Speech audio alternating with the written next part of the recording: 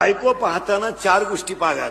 बायकोच्या नाकाचा शेंडा सणसणीत असावा असा नियम आहे. नाही तर बायको इतकी स्मार्ट,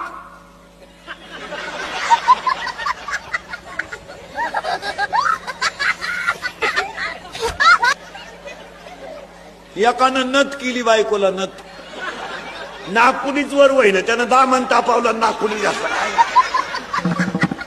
बायकोच्या नाकाचा शेंडा सणसणीत असावा. भाग्यवान स्त्रीचं कपाळ उंच असतं, स्त्रीच्या आरपार पायात प्रकाश नसावा, बायको रंगाने सावळी असावा असा नियम आहे.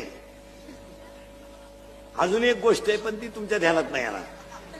आपल्या बायकोच्या डाव्या पायाचा अंगठा आणि अंगठ्या शेजारचं बोट जर अंगठ्यापेक्षा थोडं पुढं लांब असेल तर ती बाई नवऱ्याला मरेपर्यंत ताब्यात ठेवत असते.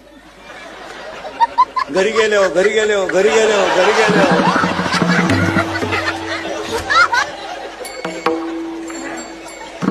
तुम्ही का लगेच पाय लगेच पाय सुरुवात केली म्हणत पप्पाचा बाप ना शब्दाच्या पुढे जात नाही काय. शंकर बायको